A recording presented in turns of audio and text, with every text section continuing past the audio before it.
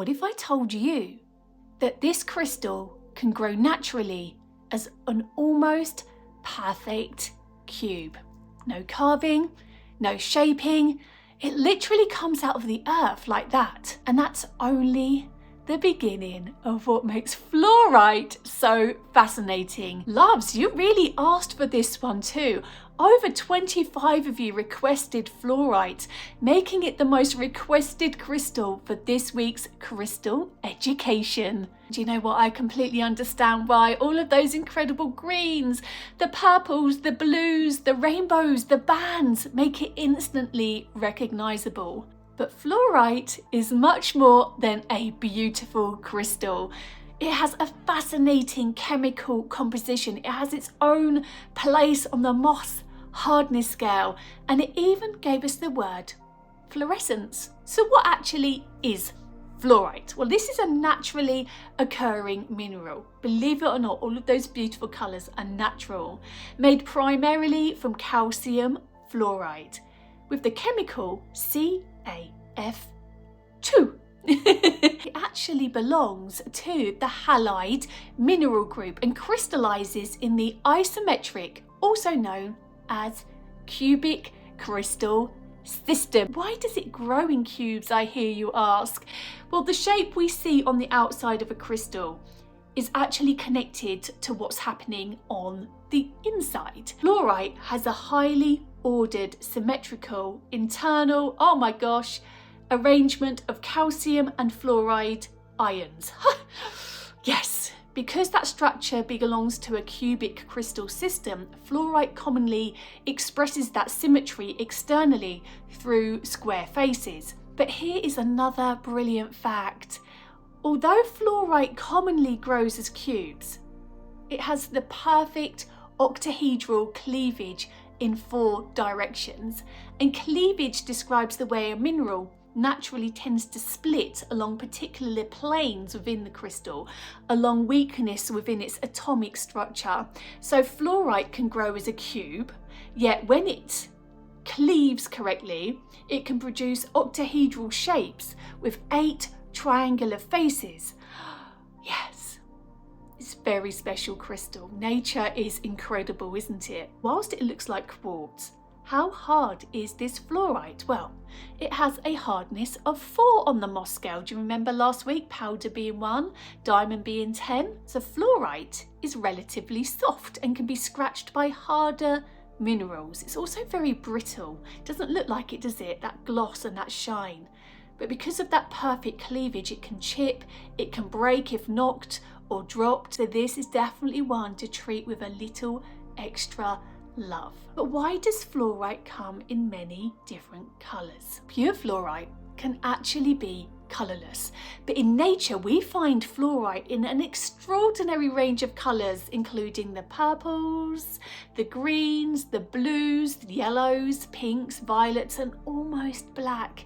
And of course we have beautiful rainbow fluorite, but these colours can be produced by a combination of trace impurities, defects within the crystal lattice, and natural radiation, creating colour centres within its structure. So we can see the purple one there. So those gorgeous bands aren't simply decorative.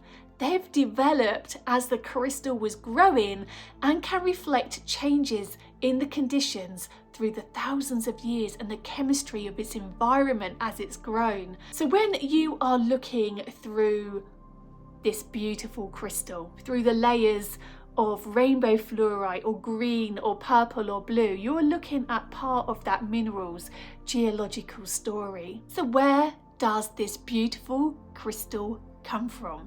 Well, fluorite actually occurs in many places around the world. It's commonly associated though with hydrothermal mineral deposits. Woof!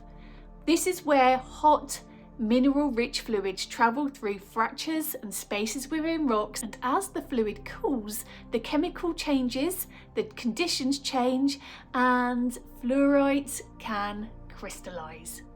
Important fluorite deposits and specimens have been found in countries including China, Mexico, Mongolia, South Africa, Spain, even the United States, and even the UK for us UK fans. And yes, we have some incredible fluorite right here in Britain. You've got County Durham, you've got the Northern Pennines. These are areas particularly famous amongst mineral collectors for their beautiful fluorite specimens. But why is it called fluorite? The name fluorite comes from the Latin word fleur, meaning to flow.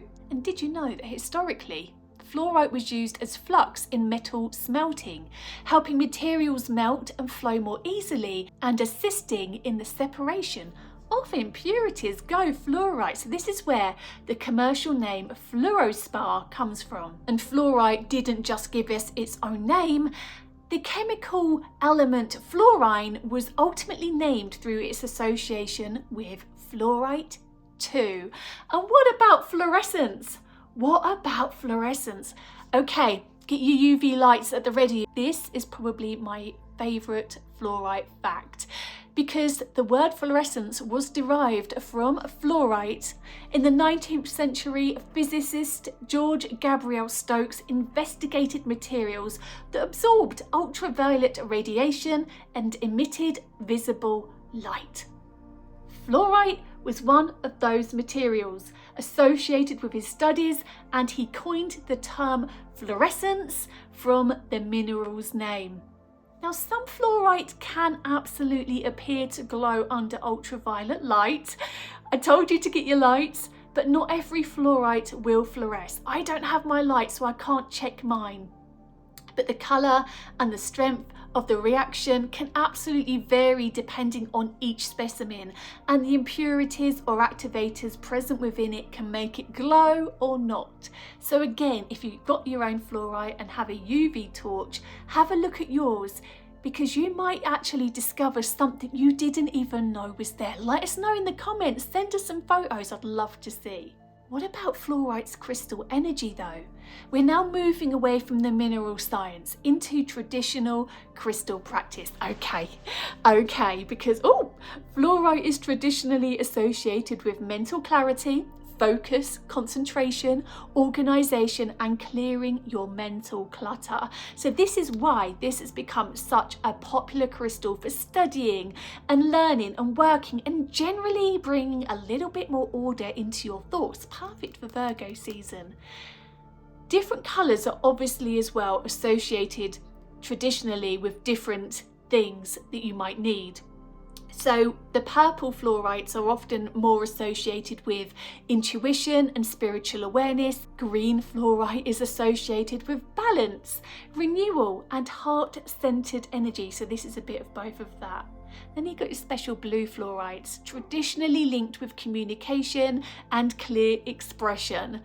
And fluorite in yellow is associated with confidence and creativity and positive thinking. And then we've got that beautiful rainbow fluorite. It brings those several colours together and is often chosen as a wonderful all-round fluorite to work with. Great for chakra healing and clearing as well. And these are traditional crystal associations rather than scientifically established effects, but they can actually give you a beautiful intention for working with your crystal. Fluorite is a great crystal to keep on your desk while you're working or you're studying, particularly when you want to focus or organise your thoughts. You could hold it whilst you're journaling, you could use it during meditation, you could place it beside you whilst learning something brand new that's very important, or simply keep it somewhere visible as a reminder to bring attention to what matters. I wear it daily next to my clear quartz to amplify it. Fluorite isn't water safe because fluorite is only 4 on the Mohs scale. As we said, it's very absorbent, it's porous, it will get damaged over time. Remember, don't let it get knocked. Please don't give it exposure to strong sunlight, particularly with treasured colourful specimens, because the sun will zap that colour away over the years. So a quick recap, if you will. Fluorite is calcium fluoride, CaF2. It belongs to the halide mineral group. It crystallises in the cubic crystal system and can naturally grow as incredible cubes. It has the perfect octahedral cleavage in 4 directions. Can you probably see different directions of growth there? It sits at 4 on the Mohs hardness scale and is the reference mineral for hardness 4. Clever fluorite. It occurs naturally in an amazing variety of colours, including purples and greens and blues and yellows and rainbow. Which ones do you have? Let me know.